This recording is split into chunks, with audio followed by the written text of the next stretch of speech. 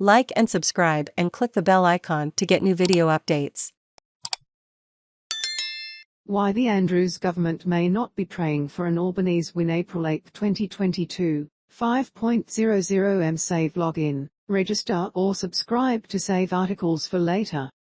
Share normal text size, larger text size, very large text size 55. View all comments. You won't hear anyone on either side of Victorian politics say it publicly, but a Labor win at the federal election would probably be good news for Matthew Guy and bad news for Daniel Andrews. Ever since the 2014 state election, the Andrews government has milked a huge amount of mileage out of having a foe to bounce off in Canberra. Premier Daniel Andrews credit Wayne Taylor in State Parliament this week. A foreign observer might be forgiven for thinking the real opposition in Victoria was located 671 kilometres away in Canberra, not a few metres across the chamber. State minister after state minister went on the offensive against the Morrison government, with complaints about federal funding for health, roads, freight, multiculturalism, childcare, women, the regions, and the federal GST carve-up and federal infrastructure carve-up. It was no doubt a strategy partly designed to drown out a damning report tabled on Wednesday by the Victorian Auditor General that found the state government used millions of taxpayer dollars to run party political advertisements that could have influenced voters, in breach of regulations. But the state opposition barely got a mention. As Andrews put it, "We have gone from a situation where for every dollar we got out of Canberra you had to bow your head a bit and pretend it was foreign aid, to now, where they have forgotten about us entirely." The complaints are genuine. The brazenness with which the Commonwealth has overlooked Victoria in the federal budget is palpable. But state Labor's focus on Canberra also has a lot to do with politics. The political calculation is simple. If Victorians are angry at Morrison, if they believe the state is being overlooked and shortchanged, if they see the Prime Minister as Sydney-centric, they will be less inclined to gravitate towards Morrison's Liberal and Nationals colleagues in Victoria. Where possible, the Andrews government likes to avoid talking directly about the state opposition, depriving them of political oxygen. The Morrison government represents a potent proxy.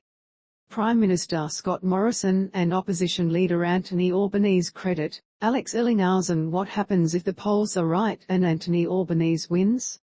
By the time the state elections rolls around in November, Albanese would have been Prime Minister for about 6 months.